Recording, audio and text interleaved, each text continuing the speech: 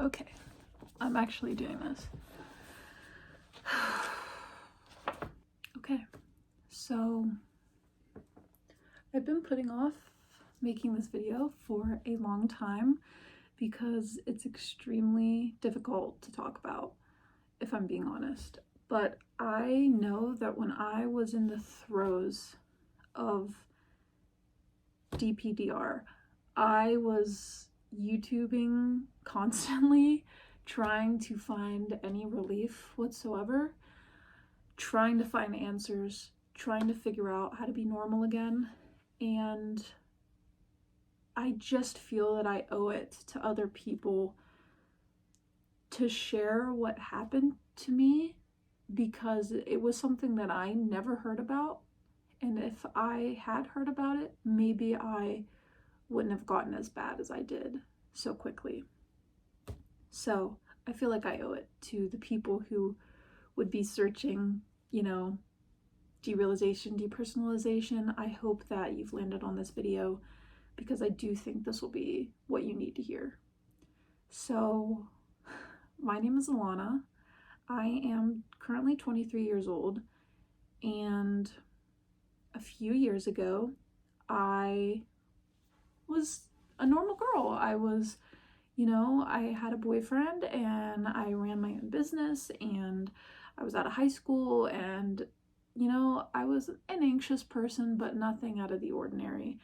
And life was fine. And then all of a sudden, life was not fine. I suffered my first panic attack in probably the spring of 2022. At the time, I didn't know it was a panic attack. I thought I was dying. So I was in the car with my boyfriend, and I had just a complete wave wash over me, like I was dying. Like I needed to get out of the car right then. I was going to die. My stomach felt terrible, and I was chattering and shaking, and that was the first panic attack that I remember having. And I didn't know it was a panic attack at the time, and that would be the string of many panic attacks to come without me realizing that that's what they were.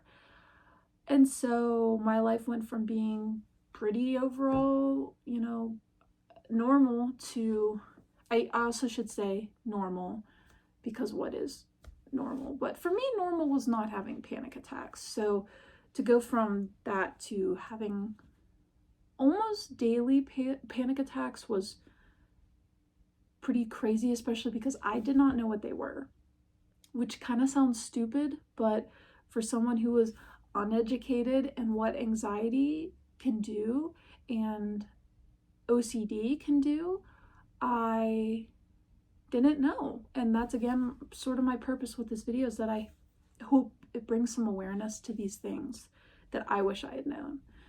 So I started to have panic attacks, and the panic attacks quickly turned into me being afraid of the panic attacks, being afraid of the next one, being afraid to leave my house, because I would go to the grocery store and I would have a panic attack and I would get dizzy and my eyes would blur and I would feel super afraid, like I was dying, and I didn't even really want to go out anywhere. So then I started isolating myself. So nobody knew what was wrong with me. My whole family was like, you went from being fine to now you won't really leave the house. So I became irrationally afraid of throwing up in public during this time because of these attacks that I was getting.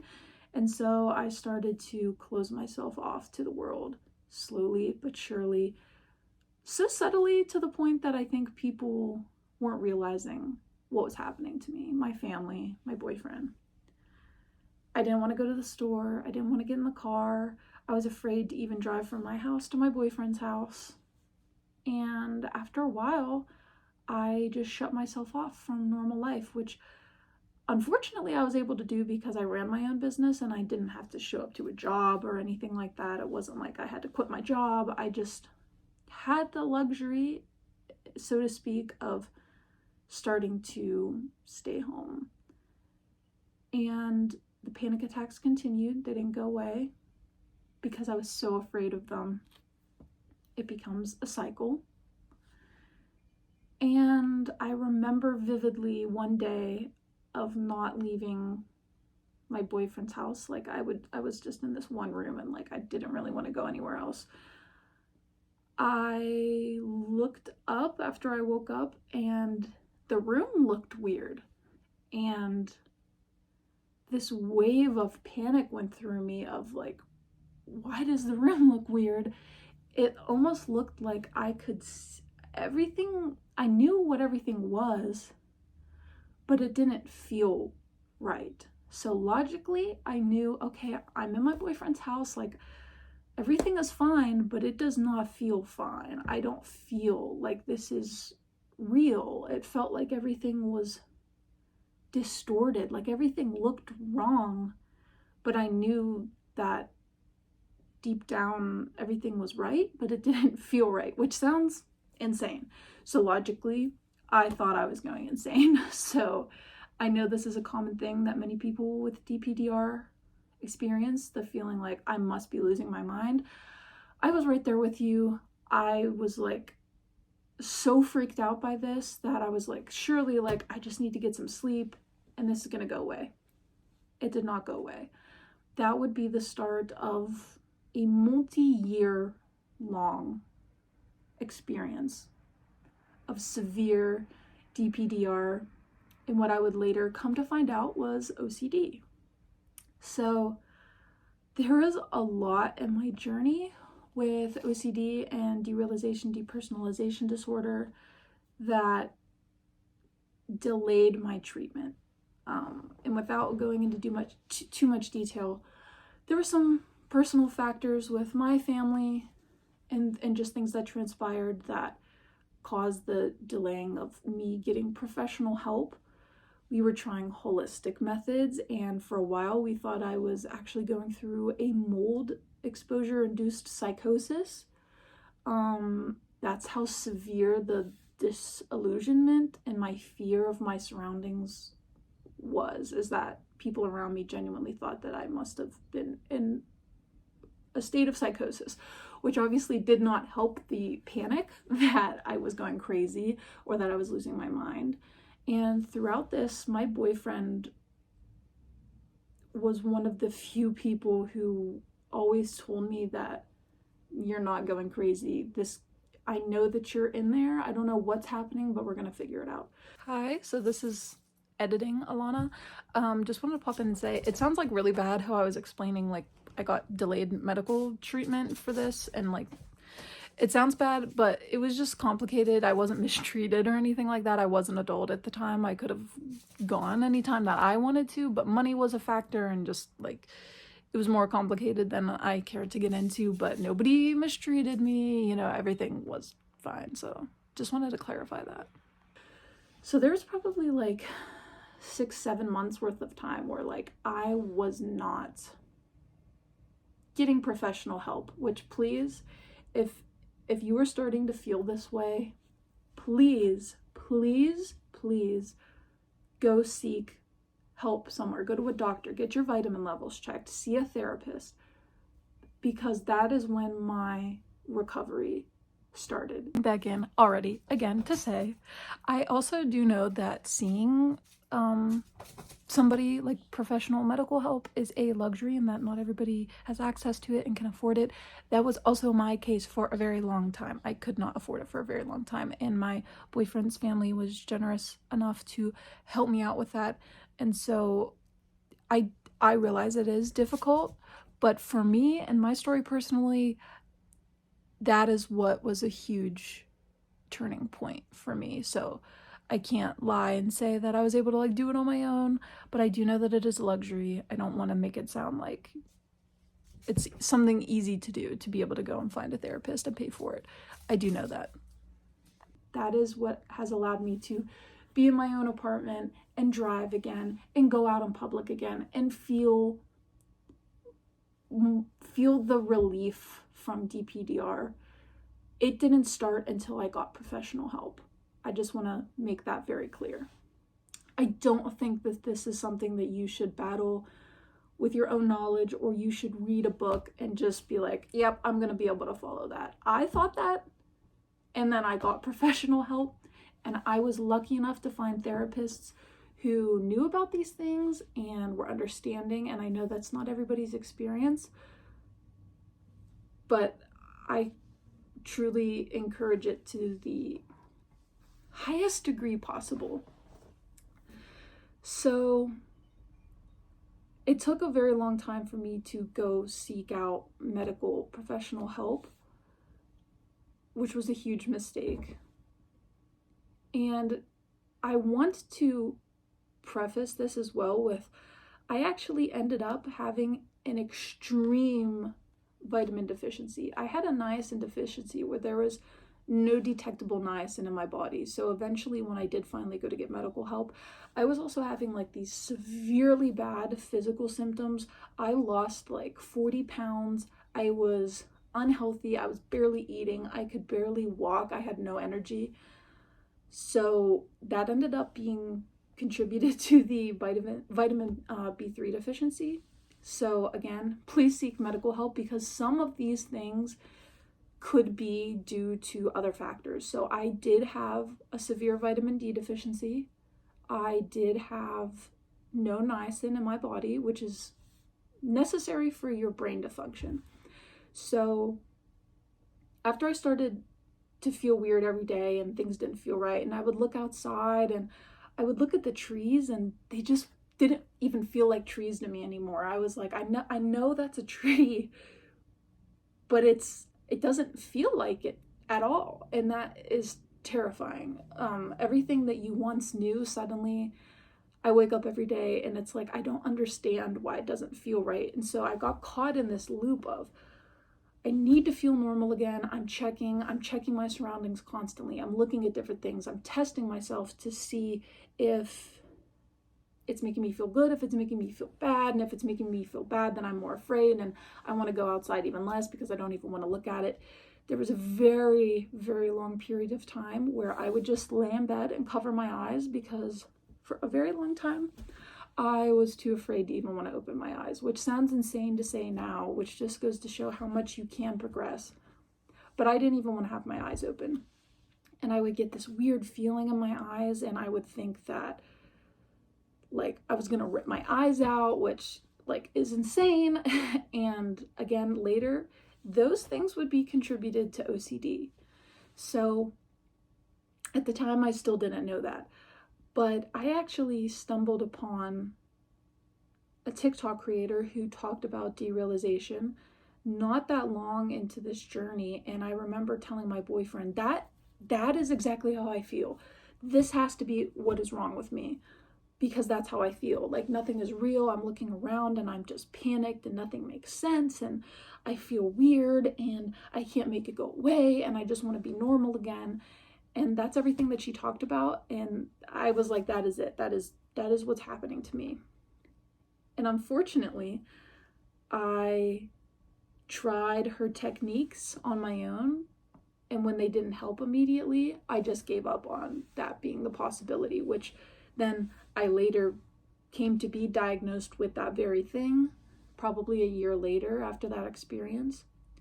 Again, why I suggest trying to find a medical professional to guide you through this, because I was on track. I had the right diagnosis for myself, but I wasn't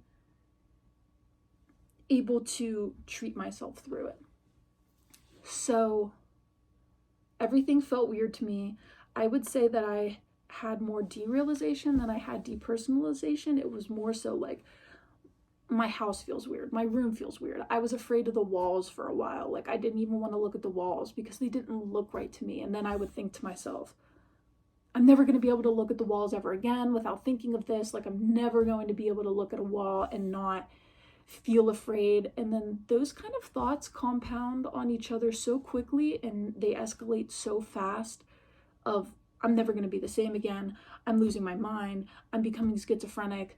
I am Googling every day, like how to make this stop, how to be better, how to become better. And I would find one negative story of someone who has been this way for 20 years and I would lose it. It was like I would regress any, like I would delete any progress that I made as soon as I would find the story of someone who was stuck like this. And if that sounds like you, I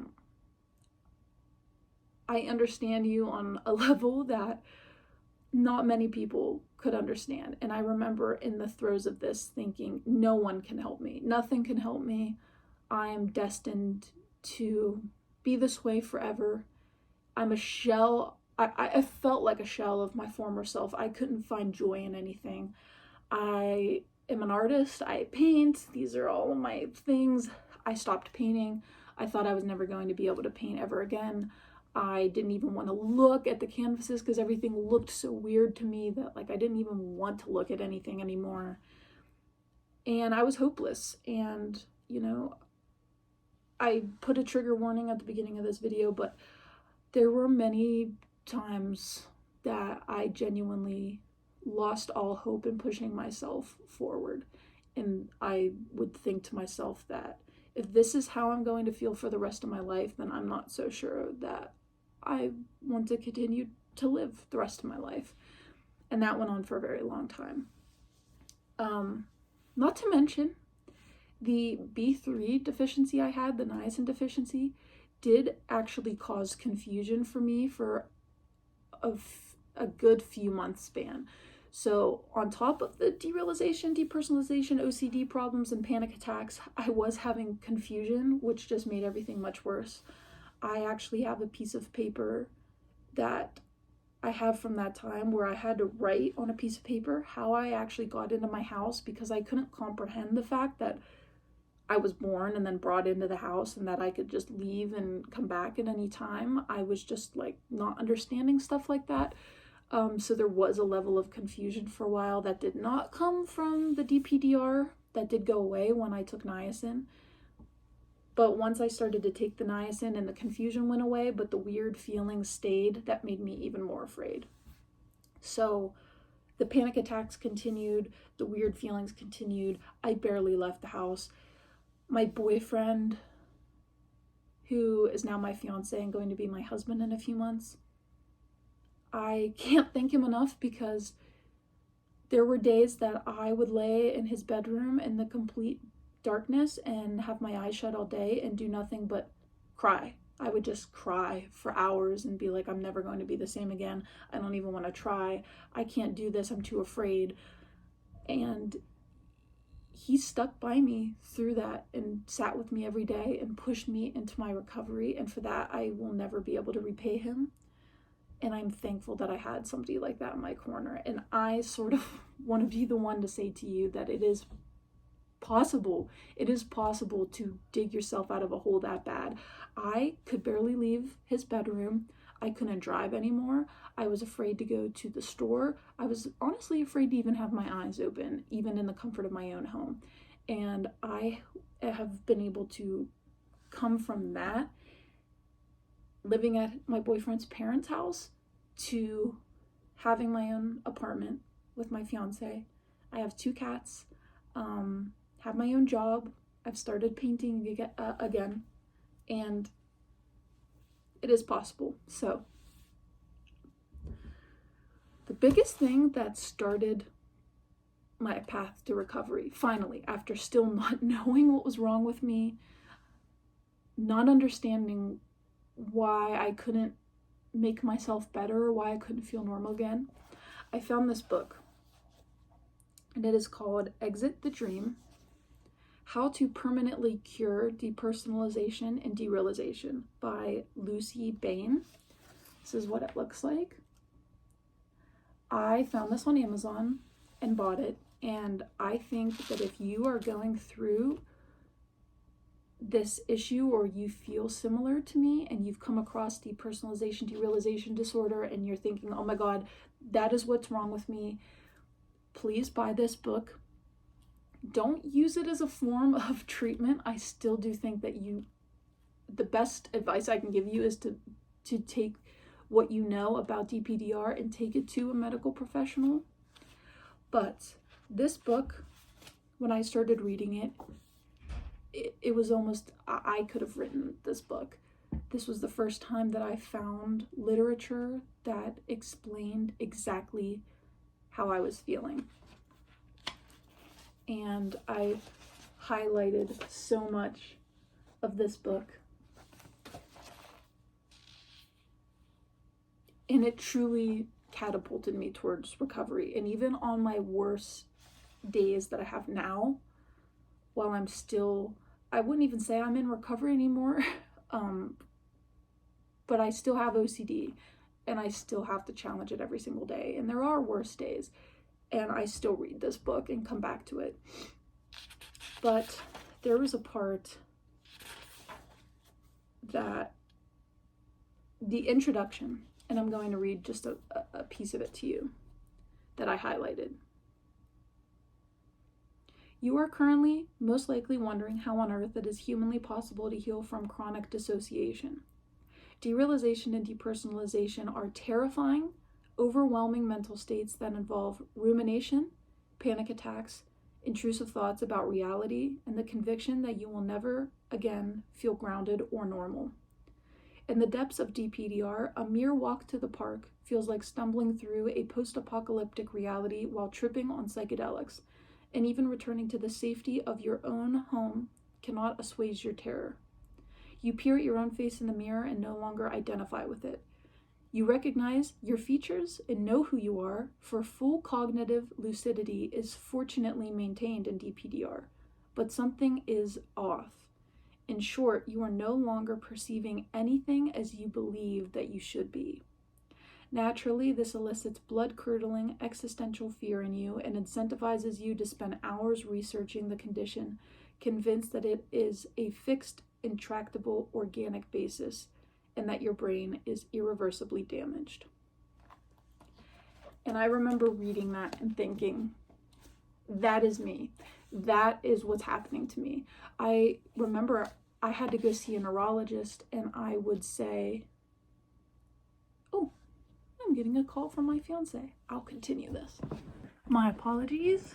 Got a phone call. I'm a very important person. Anyways, talking about this book that basically was changing my entire recovery. And trust me when I tell you, I'm just like you, and I read like everything I could possibly find on DPDR, and this was the only thing that explained everything perfectly. And I'm not sponsored by this book or anything, obviously. It has some serious wear and tear. I even tried the DP manual that I know has a lot of videos on here. That did nothing for me. Not to say that it doesn't work for other people, it did nothing for me. This did something for me. But interestingly enough, this book actually talks about how OCD is a huge factor of DPDR. And this was before that I got diagnosed with OCD. I got diagnosed with it not long after this. And this book goes into how people who don't have OCD or obsessive qualities about them can feel an experience like derealization or depersonalization and just think to themselves, oh, that feels weird, doesn't feel very good. And they brush it off and it goes away like it's supposed to. These feelings are supposed to go away. It's a defense mechanism. It's your body trying to protect you. A defense mechanism that is trying to protect you is never going to hurt you. And that was something that really flipped a switch in my brain from thinking that I was in danger all the time. That something that my body's doing to protect me is not going to hurt me. And so for those people, they can feel these feelings and experiences and they can let it go and keep moving on with their life and not give it a second thought. But for people who are obsessive in their mentality, think, why is this happening? Why am I feeling weird? How do I make this go away? And then the cycle starts, because then you're constantly ruminating. You're trying to fix it. You're trying to go back to how you were. You're going round and round and Googling and researching. And all of these are traits of OCD. I'm not saying that if you have DPDR that you have OCD, but I think if you read this book and go to a professional and you say things like, I can't stop Googling, I can't stop ruminating, I can't stop thinking about how to fix this, I keep going round and round, it's going to be pretty closely tied together. There just is no denying it. And I actually, after I went to the neurologist, and the neurologist is the one who found the vitamin B3 deficiency and my vitamin D deficiency, and they ruled out, I had an MRI, I had a CAT scan, all the good stuff that I'm sure a lot of you have had as well. And they found nothing and told me that it was probably, anxiety, and they sent me to a therapist. And the first therapist I saw did not diagnose me with OCD, but did diagnose me officially with depersonalization and derealization disorder. And that therapist was pretty good,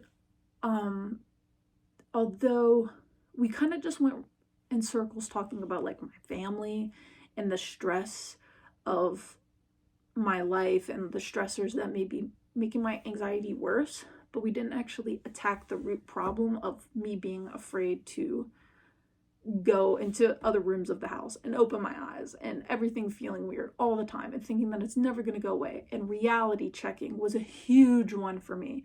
I constantly was testing everything around me, testing how I felt about the wall, testing how I felt about the couch, testing how I felt looking at the trees, looking at the sky, looking at everything. I was constantly testing everything. And that was an OCD symptom that I later came to find out. That I was afraid of the depersonalization, derealization feelings, and they were getting me caught in a loop. And so I ended up finally being like, all right, this therapist I don't really think is helping me anymore. We're not getting anywhere. I'm going to find a new one. And in the search for finding a new therapist, I actually got an appointment with a nurse practitioner so I could finally get put on anxiety medication, which was a whole nother thing that I was terrified to do. I was terrified to take anxiety medication because of the side effects, of the symptoms, and of, I'm going to take it and it's going to make me feel even more freaked out and it's going to do A, B, C, D. I was afraid. And so finally I was like, enough's enough. I obviously have anxiety. I got diagnosed with anxiety, panic disorder, derealization, depersonalization disorder. I need to be on medication. So I made an appointment with a nurse practitioner, and I remember within the first probably 3 minutes of talking to me, she was like, has anybody ever diagnosed you with OCD? And I said, no. I got diagnosed, with DPDR and panic disorder and anxiety, but not OCD. And she basically was like, I want you to find an OCD specialized therapist immediately, because I believe that you have a very severe case of OCD, and I think you need to basically find someone immediately, which was a huge shock to me because, again, it was within like a few minutes of talking to her for my first appointment and just saying the things that had been bothering me. And I had seen another therapist for months and OCD was not even brought up.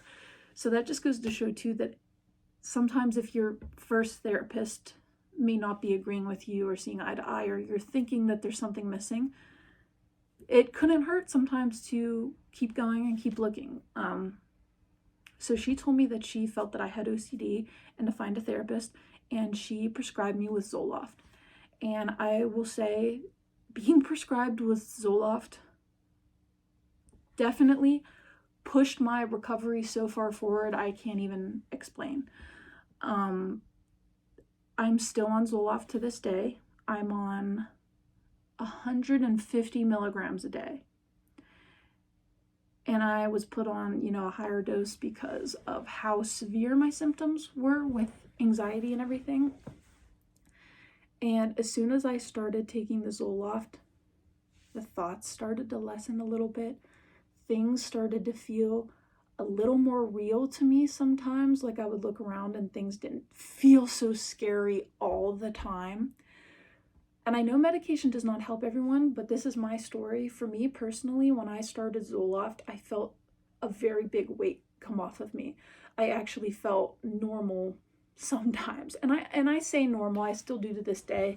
I've been discouraged from using that, but to me, normal just meant I felt like myself again. Everybody's normal is different, but when I say normal, I just started to be able to like look around my room and think that actually sort of feels right to me. Medication is what started that. And I went from not being able to like leave the house at all to a few months after starting Zoloft, I actually got hired at a retail store for the first job I had had in years to try to get me out of the house. So I went from not being able to do anything, barely being able to open my eyes, to I went to a job interview and, was able to work, 4-hour shifts and part-time. And that was huge for me. Like, that was so huge, and it was so difficult. And I remember every day I would go into work and I would still think, everything looks so weird, and I'm dealing with customers and they look weird, and like I'm gonna have a panic attack. And that was even with medication, but I was able to do it, and before I wasn't. So after a few months on the medication, I found a therapist who specialized in OCD and ERP therapy specifically. And while the medication helped, this therapist and ERP therapy specifically is what recovered me to the point that I am at today. And ERP is exposure and response prevention therapy, and it's not enjoyable. You have to really want to get better to endure ERP. And I think that if you're watching this video, you want to get better. You want out of this mess. I wanted out of this mess. I was willing to do anything. But ERP therapy is basically exposing yourself to the things that are making you the most afraid, and sitting with that uncomfortableness and sitting with that fear and taking the anxiety with you and not putting your life on hold for these things. And I remember thinking, this is impossible. I am never going to be able to do that. These other people who recovered, maybe. I'm too afraid. I'm not going to be able to do it. I'm going to be stuck like this forever. I thought that just like you guys think that. I know the thoughts that you're having. I felt the same way. And I used to feel so upset when I would come on YouTube and find videos of people and they would say, trust me, you just have to get through the anxiety. You have to accept it. You have to invite it in. And I would want to rip their heads off because I couldn't understand what that meant. You have to accept it. I still don't really fully accept it, but I was able to not give it the power. And for a long time, I didn't even think that was possible because I was so afraid. I didn't think it was possible to not give it power. But when I started ERP and it was confirmed that I had very severe undiagnosed OCD, that was the root of what was causing me to fixate so badly on my DPDR and my defense mechanisms that my body was putting up due to the stress. And then we worked slowly on getting me out of the house, forcing me to drive even when driving felt like I was driving through a world I didn't even recognize. I started doing these things little by little with the guidance of a professional, because I tried to do these things on my own, and trust me, it didn't work. I don't know what exactly she did that was so different, but doing it with her versus trying to do it myself was a completely different world. And when she diagnosed me officially with OCD and explained to me that this isn't something that is, it's uncommon, but not to the point where she didn't know what was wrong with me. And the first few months were really hard, and I was just determined to not give up because I knew that I liked life enough to keep going and that I wanted to feel like myself again. And when I was about, I want to say 4 months in, I was doing so many things that I hadn't done in years, like driving every day, going out to the stores, socializing with people, seeing my friends, things that I hadn't been able to do in a really long time, in combination with medication and ERP therapy, specialized for OCD. Being diagnosed with OCD was a huge stepping stone into recovery because I understood why I was fixating on how I was feeling, and learning that all that testing my reality was an OCD loop, and it was something that I needed to attack and fix, and it wasn't necessarily the DPDR that was the problem. My fear of it and my trying to fix it has been the problem. And it was so hard to accept that, and it still kind of is sometimes.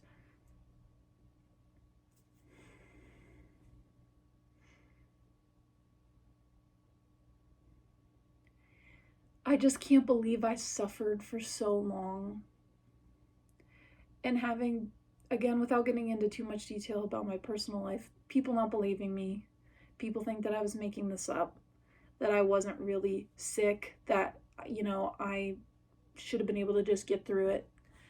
I was later told by my ERP therapist that when I first came to her for outpatient therapy, that she immediately thought to herself that there is no way this girl is going to be able to get through outpatient therapy. She is probably going to need to be sent to an in-person facility for therapy for a while, because I could barely live my life. I wasn't functioning. I'd gotten so bad to the point where I wasn't functioning. I could barely cook my own meals. I wasn't leaving the house. I wasn't driving. I wasn't doing anything. And she thought to herself, well, I'm going to give her a chance and see how far she pushes herself in a few sessions. And if not, then she's probably going to have to go to something a little more intensive. And I was able to do it.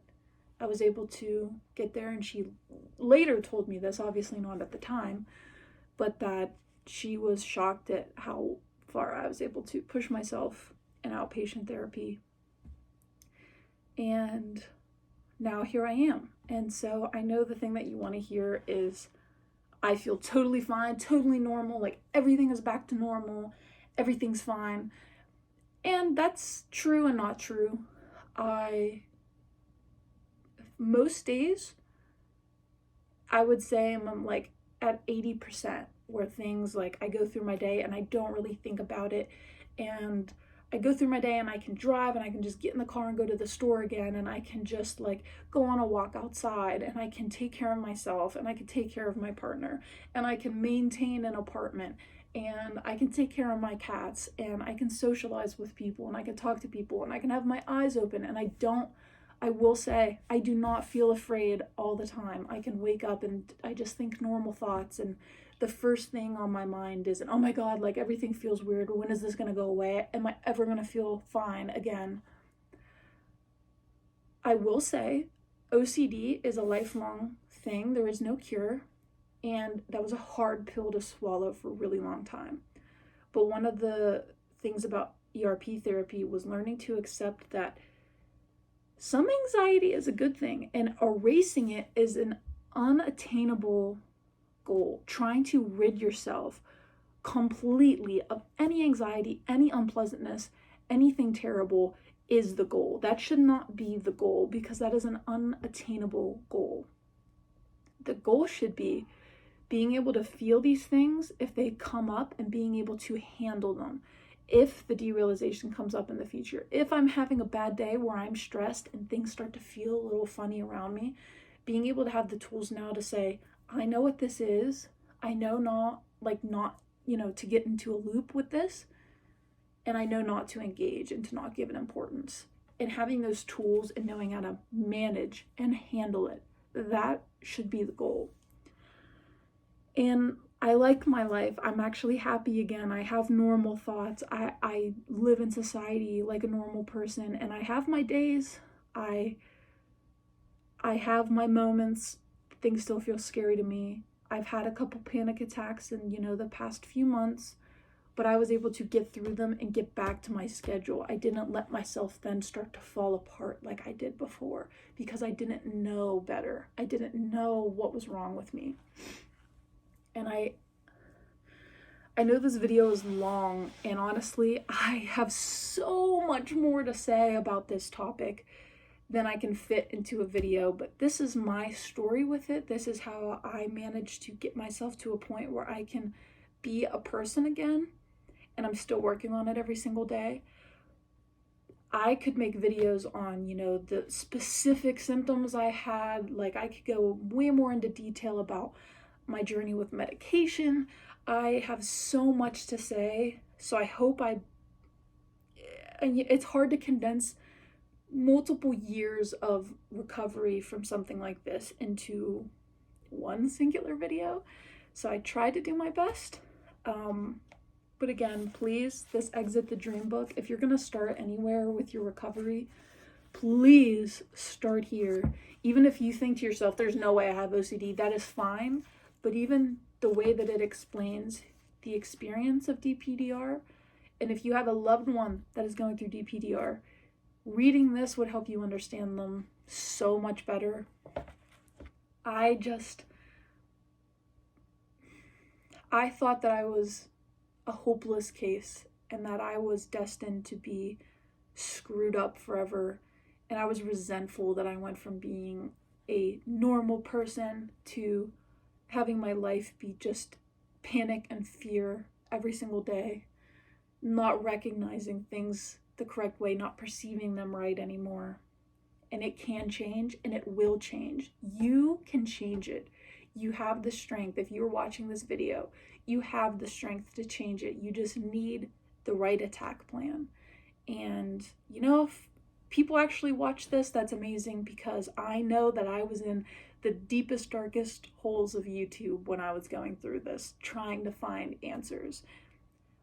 And I think that this should be your call to read this book, see what you take from it, find a professional, and advocate for yourself. Tell them what you know, tell them the symptoms that you have, how they match up, and don't give up on yourself, because it can get better. It will get better. I'm living proof that it can get better, and I thought I could never. So please don't give up. I hope this video helps somebody, and maybe I'll make some videos in the future explaining more in detail steps of how I started to dig myself out of the OCD, DPDR trenches. But that is my story. Thank you so much for listening. And yeah, please be strong. You know, you can get through this. Thank you.